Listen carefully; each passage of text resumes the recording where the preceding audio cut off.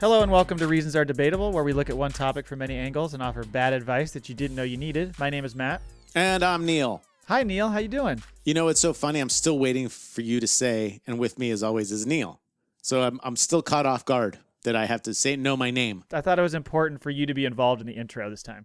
I am involved in the intro. I am doing well. I am Neil. How are you, Matt? I am doing okay. Why are we speaking like robots? Don't know.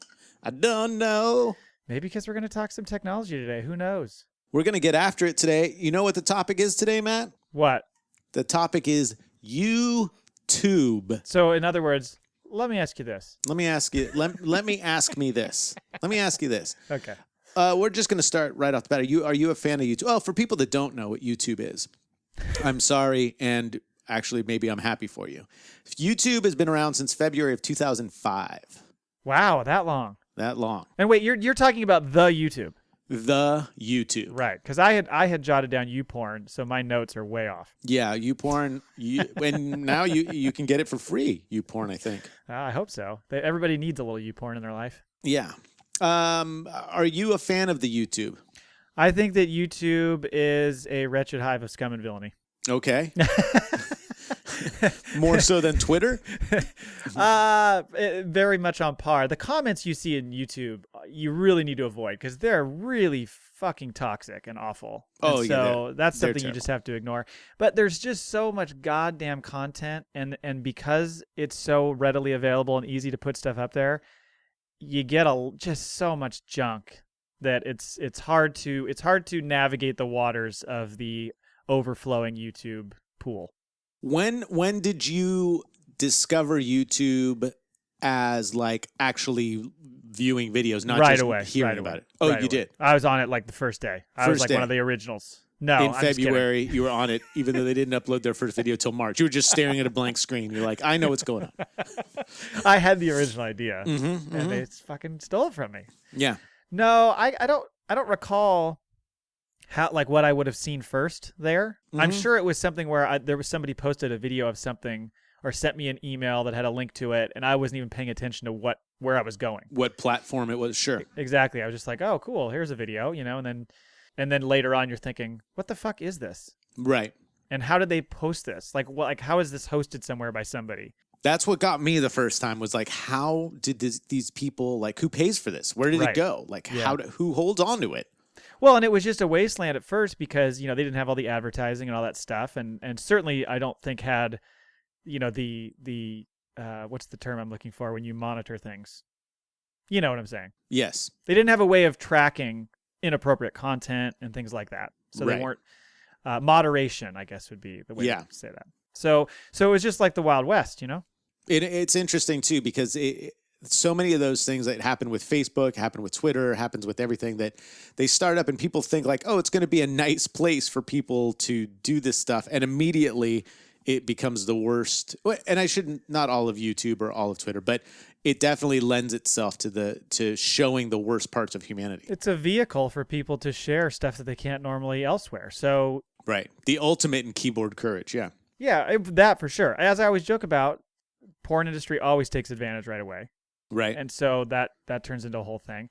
But then, yes, you get these people who have just, really strong, crazy opinions about things. And now they've got a platform to share that stuff. Yeah, I agree. I was going to say, I think I posted my first video on YouTube in, I want to say about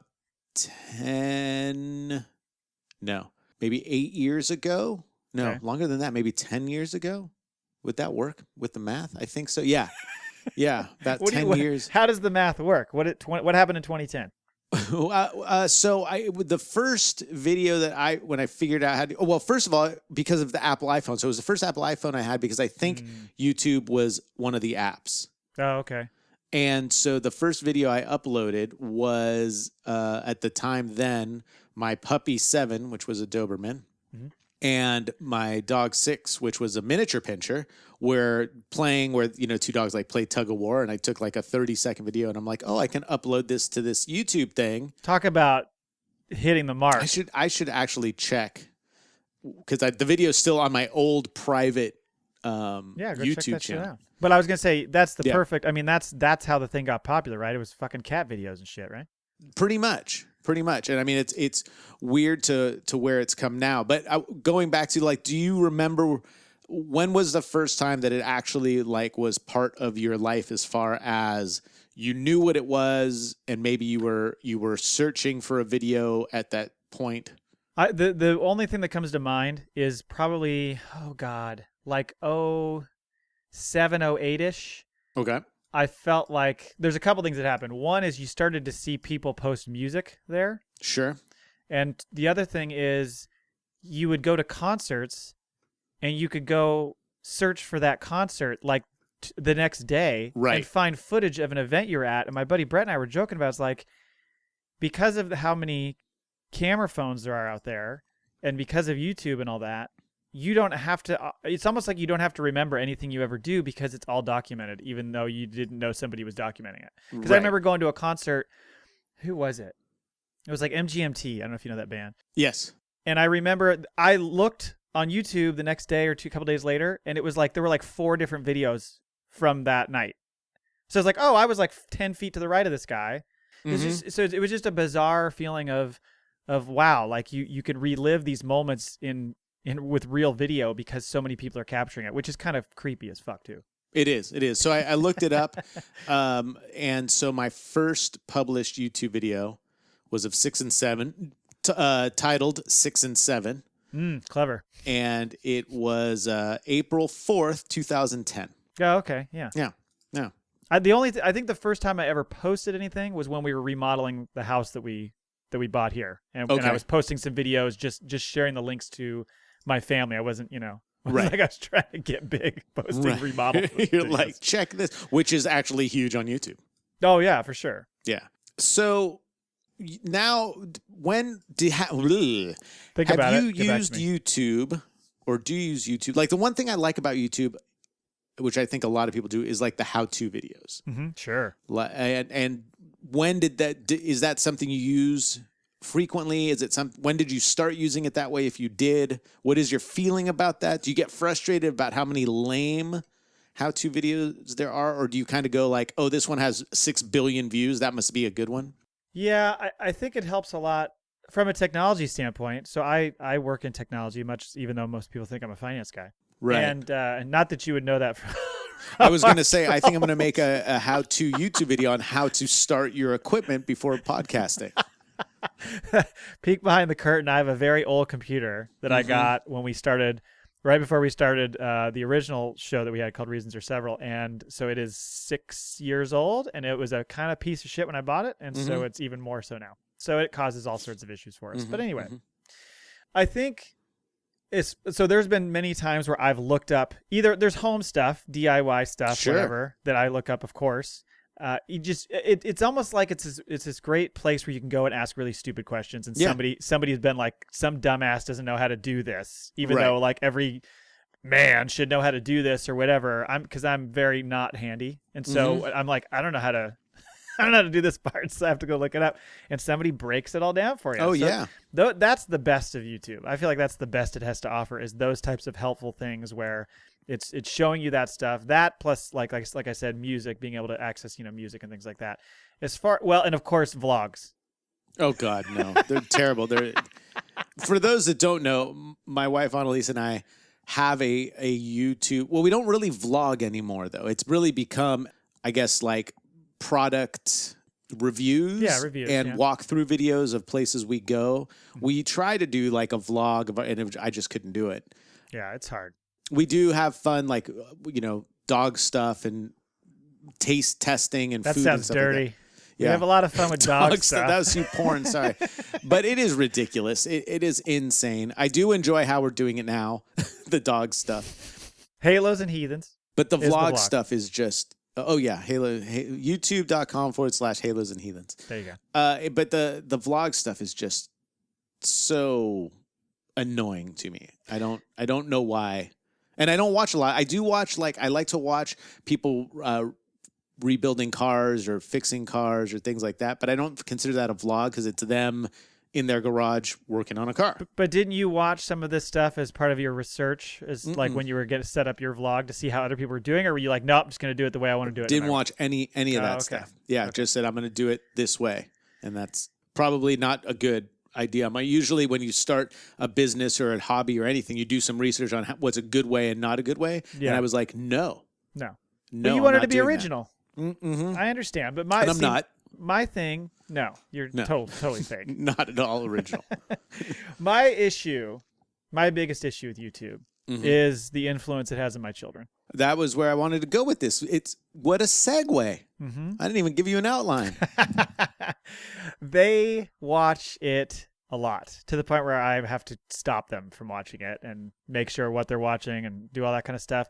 It's so much of it is video game based. Right. There's also other stuff like they love, like one of my kids loves watching like the life hacks crap that people post. Sure. They watch, they do watch some educational stuff, because sometimes they'll be like, oh, they'll tell me, did you know that this castle was built in Scotland and whatever? I'm like, what are you talking about? Like, oh yeah, I watched a YouTube video. So they go down that rabbit hole and Sure. start bouncing all over the place. So some of it is learning, but a lot of it is just nonsense. And so the biggest issue I have is with the gamers, though. It's those fucking gamers posting the goddamn videos. I mean, I know that Twitch is also Right. a resource that people use for that too, Mm-hmm. but the YouTube stuff, I actually pulled some information on subscribers from some of these that I'll share in a minute, because it's just astounding what these people get as far as that goes. But it goes back to, and I know we're going to talk about video games at some point down the line, and it'll come up again then. I just don't understand the concept, and it's a generational thing, of wanting to watch other people play video games. I don't get that. So here's what I think. I think kids use it the same way we would use it on how-to videos. I think sometimes it's, oh, how did this person do this? Right. Whether like if I watch, How they get past this level. right, or if I watch like a how-to on a guitar solo that I want to learn. And I think kids are using it the same way, because video games are a big part of their life. And it's kind of like they go, oh, this is how this person does that. Or maybe how we also watch, like I watch sports highlights on it now. Not that I'm playing sports, Sure. but I watch that. And it's kind of like, so you're watching someone else play and you're like, oh, well, yeah, I guess I am. But so it's I real think it's life. the same. It's well, but is it? So I think it's the similar thing that kids are using it. Like, this is where I go to figure out how to do this thing in my video game. This is where I go to watch someone better than me do it and just go, oh my God, I can't believe they were able to do that. I will admit that I dabble with video games I'm dabbling with Animal Crossing right now and loving it. as we speak. But I am charging my Switch as we speak. Okay, that's good. Yeah. So I don't get a ton of time to play video games these days, unfortunately, because this guy made me start a podcast up again. So that takes up a lot of time. Yeah. And I do enjoy it, but there's times where I'm one of those gamers that I like to do the campaign mode and just go through and fucking play out the whole thing. Right. But my kids are way more like, let's go online and play with a bunch of other people and blah, blah, blah. I can do that a little bit, but for the most part, I'd rather just play the game that they created and invented. I think I'm just used to it from my youth of playing games like that, going through a campaign and not having the ability to play with somebody else, live people. And so that's usually where my interests are when I play a game. So there's times where it's like, I don't know how the fuck to get past this thing. I gotta look it up. Yep. I gotta look the damn thing up. Yeah. Usually I will look up like on IGN or someplace that actually has it written out, Right. and then I'll go, fine, I'll watch the damn video. So that's something I wanted to bring. Another great segue by you, Mock. That's one thing I find too, that like especially with recipes or sometimes even DIY stuff around the house, I just want the steps. Yeah, right. Like I don't need to see someone do it. Like today I was looking up, I want to make my own apple fritters for my social distancing. Such a dad thing. I know. And so I looked them up, and the first 4 ones are videos, like how do, and I'm like, no, just give me the freaking recipe, and that's all I need. So sometimes it can be annoying because I don't want the first thing on my search to be freaking YouTube. Right. So because what you do when you watch the video then is you're doing the little forward, like get to it. Like the person sits there and wants to lay out the history of the goddamn apple fritter, and all you want to get to step 4 where they say you need to do this and you don't understand what that technique means. But when it comes to it's similar with news. Like when I'll look at a news site and it'll say whatever. Guy blows donkey. It's not that, but you know what I'm saying. Like Sure. it's something that I would be interested in clicking on. Right. Because guy blows donkey, I'd want to It's actually watch the pretty- video. yeah, I'd want to right. watch. Yeah, that I was video. gonna say you don't want the written description of that. But it's more like if the guy, it's Jim talks about the time he blew a donkey. I don't want to see an interview with him telling me about it. I just want to Right. read the thing. I just want to, you know what I mean? Well, Quicker, so it's easier to scan that stuff, especially with news. I think a good example is today, the governor of California, Gavin Newsom, gave an update on the status of the coronavirus here in our state. You don't want to sit through that whole thing. I don't want to. I just wanted to read, like, give me Yeah. the points. Like, this is how bad it is, and you're never going to leave your house, and you probably will run out of money in 3 months. Right, exactly. Good luck with that. Yeah, you know? good, you better get those Beanie Babies. That's why I'm buying those Beanie Babies. So it is funny when how they need to make a search engine where it eliminates the video. Like there should be a thing like search with videos or not. So you can click it off and now you're just going to get the written word. You could just scroll past it. Yeah, but dude, it's invasive. I got to go to like page 44 now. It's crazy. Or if you're looking for a news item, then you just click on that little news tab, and there might be a few videos in there, but you're going to see a lot of news links. That's what I do. Half the time I'm looking for news, I always click on that news filter. On the news link, sure. Because this is going to get you to the most recent shit posted, thank God. Right. Well, I usually, for my news, I just go straight to Breitbart or Yeah, OAN, right. Of and course. I'm good. Yeah. I just got that shit in my ear the whole time. It's funny that you were talking about like having to scroll through or fast forward through a video of somebody explaining something. We did a video of salt and pepper chicken wings. Hot and pepper. Hot and pepper. I also did hot wings, but it is funny because it was back in the beginning when we first started doing videos, and like the first 3 minutes is us just talking about these stupid, and somebody commented down below, it's like 4 minutes of blah, blah, blah, blah, blah. Just make the wings. Get to it already. It's true. It's like watching dialogue when you just want to see people screw in a porn When you just video. want to see the donkey and the get dude, out. and Exactly. somebody's getting blown. Let's get it on. Skip to the chase. Let's do it. Yeah. So here, let me share some numbers because this is just disgusting. Bring So it. I looked up what the top these top gamers are. These numbers might be old. I don't know because this shit changes every day. The number one guy that I found, gamer dude, you might have heard of some of these people. PewDiePie. Yeah, I didn't know he was a gamer, but yeah. So he has 104 million subscribers. Yes. A little bit more than you guys on Halos and Heathens. Yeah. Just a little bit. But it said he makes about 13 million a year, which I was like, that's got to be wrong because I saw other things that said he makes upward of 70. Because some of these other people that have less subscribers are making more money, and I know a big part of it is that. Also, of course, some of these people are reviewing products; they're getting money from that. Right. Different advertising setups, etc. Number 2, like Nastya Vlog. It's a 5-year-old Russian girl. She has 52 million followers. Wow. Makes $18 million a year. It's crazy. Guess what country number 3 is from? Russia. Russia. All right. Kids Diana Show. 2 young Russian kids. 51 million subscribers, $14 million a year. And then you've probably have you heard of Dude Perfect, these fucking guys? Yeah. Okay. Yeah. So they have 50 million subscribers. They make about 20 million. I do watch some of their videos. Some of them are fun. It's so funny because their names, it's like Corey, Troy, Oh yeah, Chad. It's like, well, white guys. Yeah. Well, it's like the ultimate white guy frat party. Totally. Yeah. They all met in college. I think they actually went to Texas A&M. So shout out to my dad. Bada Boon was the other one that I saw. This is like street interviews of crazy shit in Mexico. 43 million subscribers, $10 million a year. And there's a couple others. There's a guy, Ryan Kaji. Have you heard of this kid? He's 8 years old and does product reviews. Yes. He's been doing it for 3 years. This motherfucker makes $26 million a year. Yeah. And then the ultimate, Preston. Do you know who Preston is? No. Oh, fucking hate this guy. I want you to type into your little browser. Right now? Preston Plays. And go to the images, and I want you to see what this fucker looks like.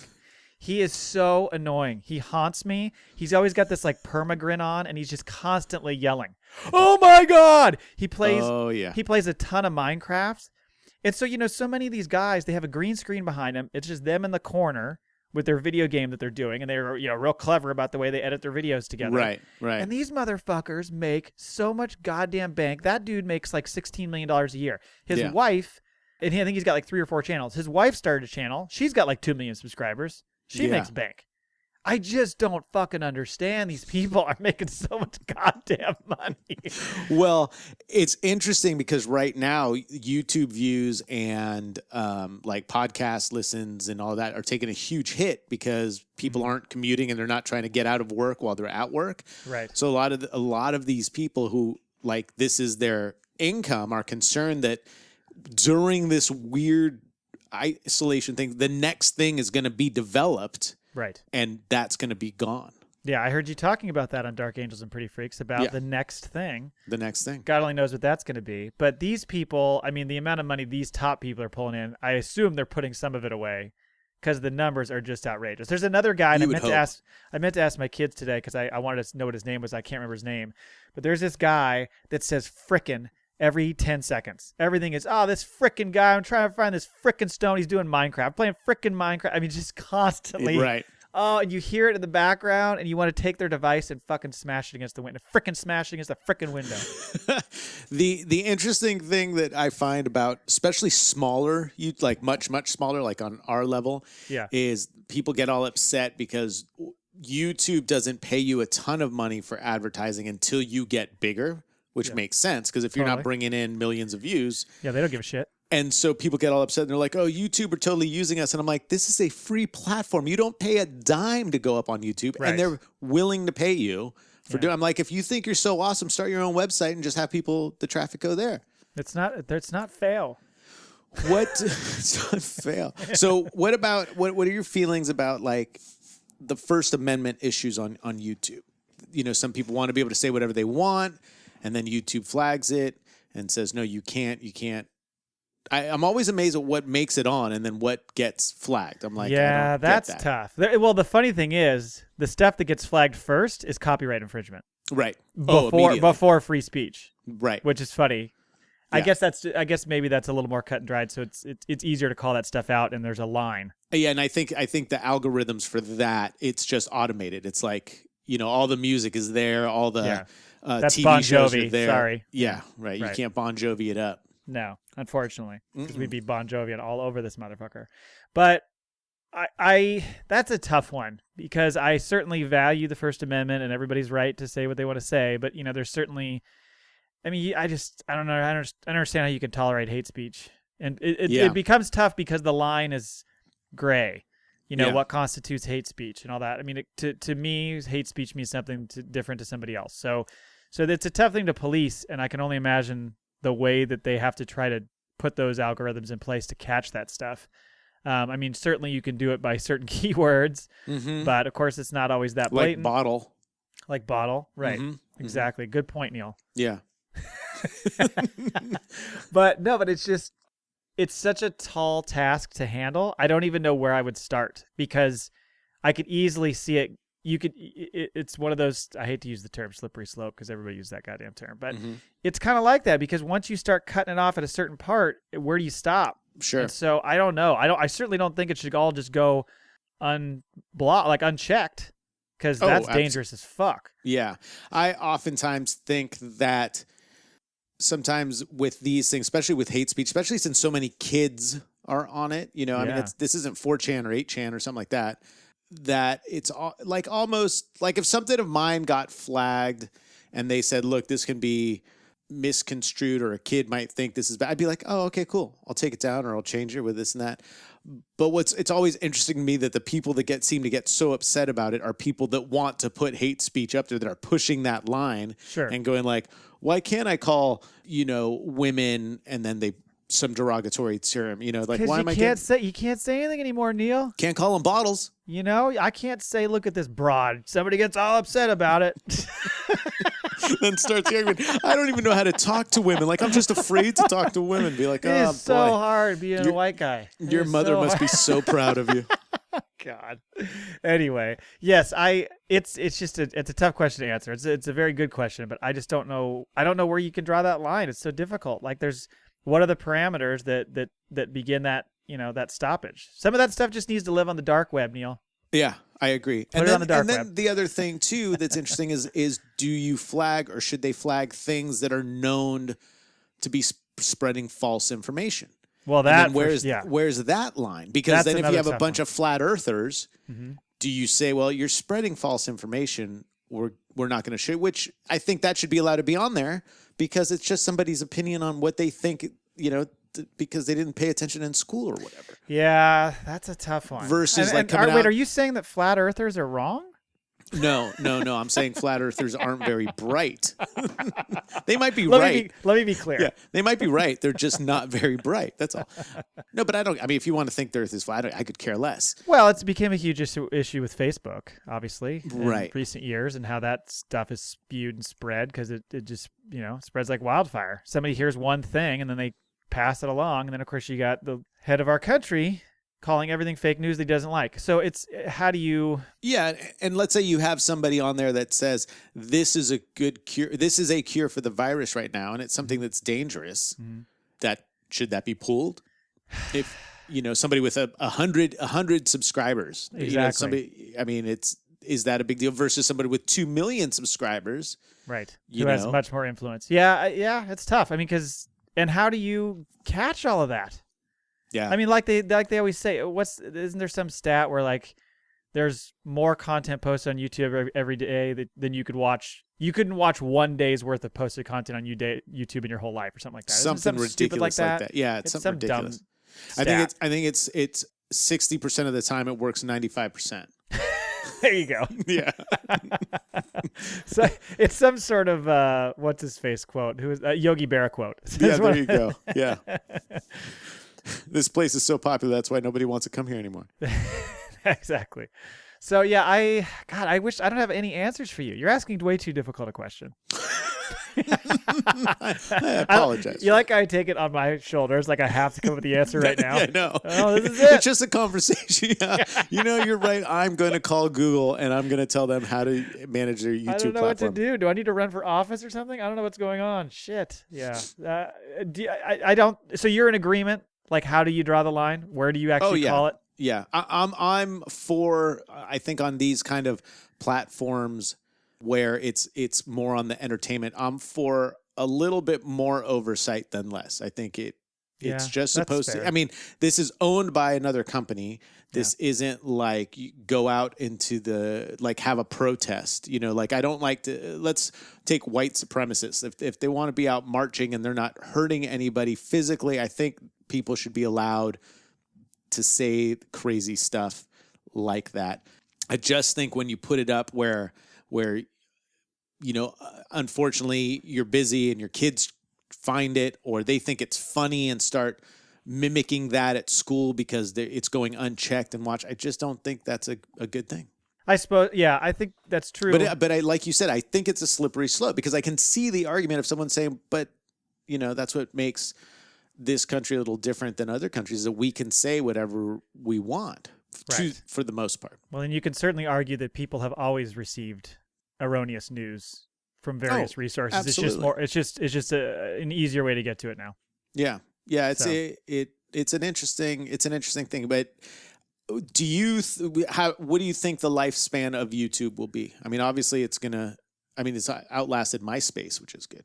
Yeah. I think the only thing that will take it down is just another platform that offers a similar service in a better and easier way, because I can't see video content going away unless we start getting into some sort of, 3D imaging VR thing. Yeah, like if that stuff starts happening, that maybe would be the next level. But otherwise, unless somebody comes along who does it better, and it's so much better that people are jumping ship from YouTube to join it, which would take a lot of enticing because they've got 1 million subscribers or 100 million subscribers. Sure. I don't see that changing. I think it's the next big thing. Whatever's next it's going to have to be a technology upgrade that YouTube isn't ahead of.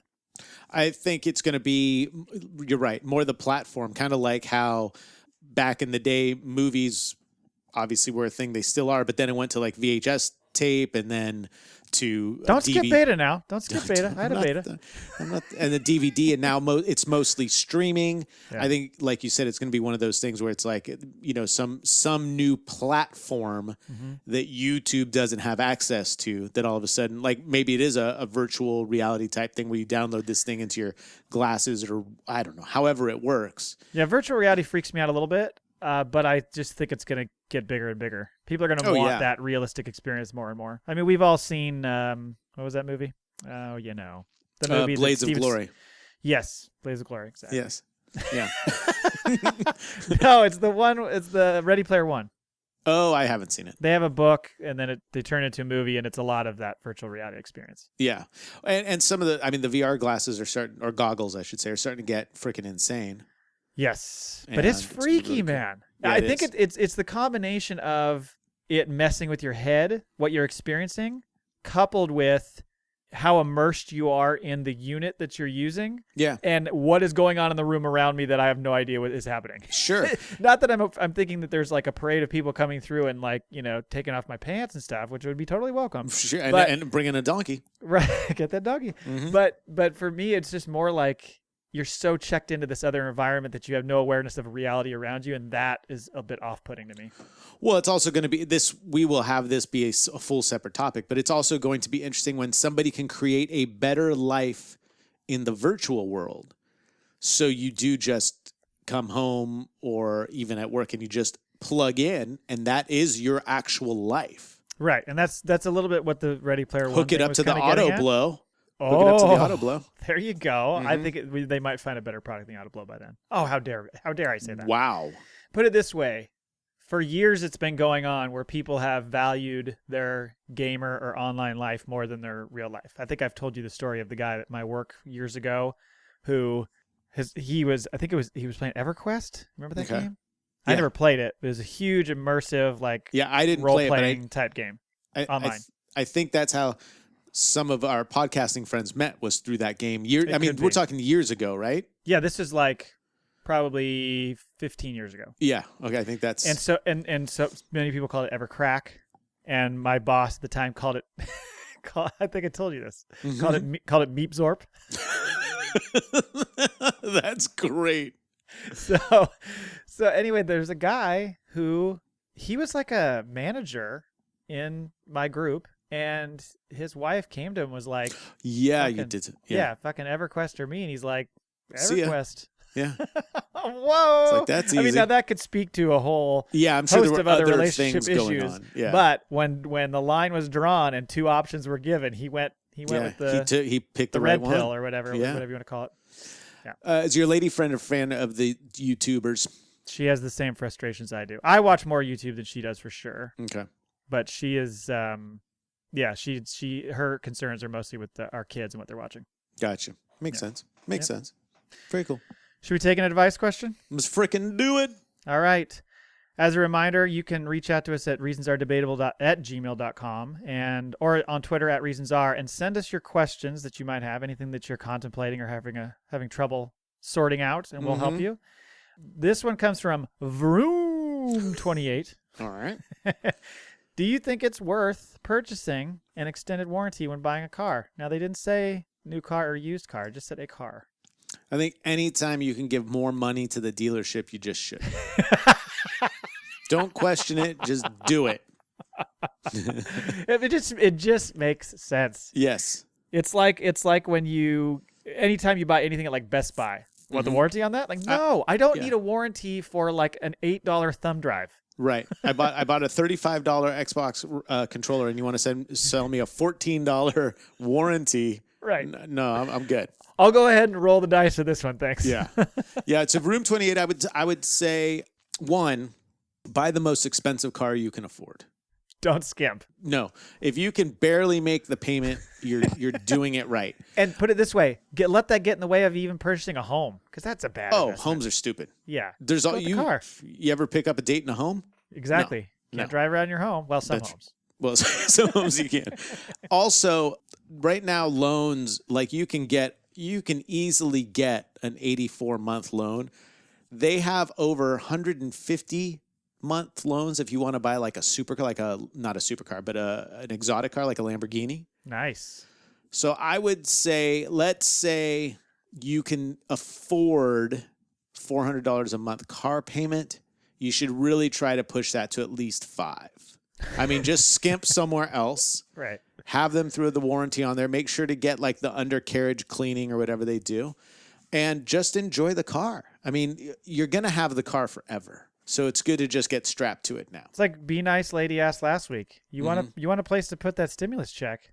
Put it Car into warranty. your first two payments of your car or a car warranty. Car warranty. Yeah. So absolutely. Whenever a dealership, new or used, offers you something, it's only to help you out with the vehicle. It's always in your best interest. They are not trying to squeeze extra money out of you. They are professionals at what they do for a reason, and that's because they help people get in cars. Right. They want to get you in a car today.